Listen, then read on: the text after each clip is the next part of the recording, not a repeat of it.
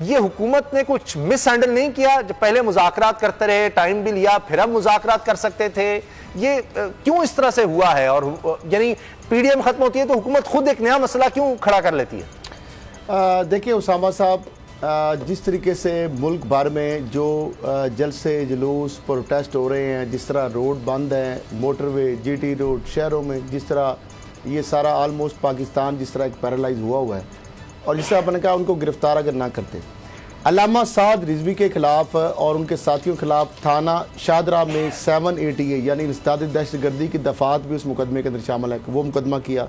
फिर उनके और उनके दीगर साथियों के खिलाफ 6 और मुकदमा। मेरा मकसद कहने का ये है, अर्ज करने का, कि ये देखिए अब ऑक्सीजन लोगों को मिल नहीं रही, जो मरीज हैं, अब देखिए रिकॉर्ड हलाकतें हुई हैं और इस तरह से मसाइल बढ़ रहे हैं, सड़कें मसाइल आपने जाम, लोग आ जा नहीं रहे, शुरू से जो अजीब मसला बन गया है। मसला मैं बताता हूं, आपने कहा था कि हुकूमत इसको हैंडल नहीं कर सकती थी, वो कहते हैं मैं क्या सख्त बात है। फिर इतलात ये हैं अभी एक माहिर कानून है अजहर सिद्दीक साहब का मैं ट्वीट पढ़ रहा था 1 घंटा पहले का है, उनके मुताबिक ये है, मैं भी ट्वीट पढ़ रहा था, उनके मुताबिक ये है कि तहरीक लबैक या रसूलुल्लाह के अमीर अल्लामा साद रिजवी को रिहा कर दिया गया है।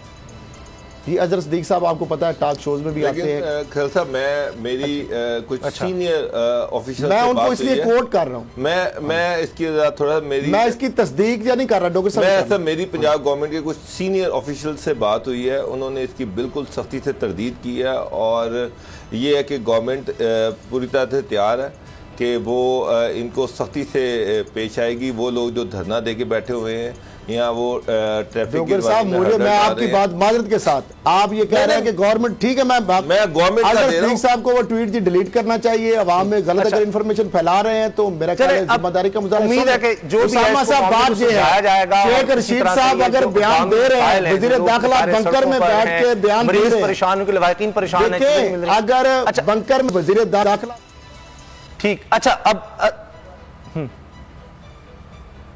अच्छा खैरल साहब मैं चाह रहा हूं अब ये जो पीडीएम का मामला है, जिस तरह मौलाना फजलुर रहमान साहब ने प्रेस कॉन्फ्रेंस की है, इसको आप किस तरह देख रहे हैं? एक तरफ उन्होंने ताने भी दिए हैं पीपल्स पार्टी को, अवामी नेशनल पार्टी को, कि जी ये इन्होंने क्या किया, लेकिन साथ कह रहे हैं कि जी हमारे दरवाजे खुले हैं।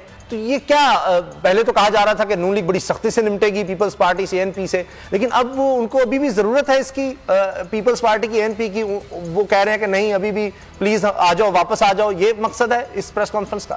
सामा साहब, प्रेस कॉन्फ्रेंस और पीडीएम गई बाढ़ में, वो तो दफन हो चुकी, फातह खानी आपस में जूतियों में दाल बांट रही, उसके ऊपर आप टाइम जाया ना करें।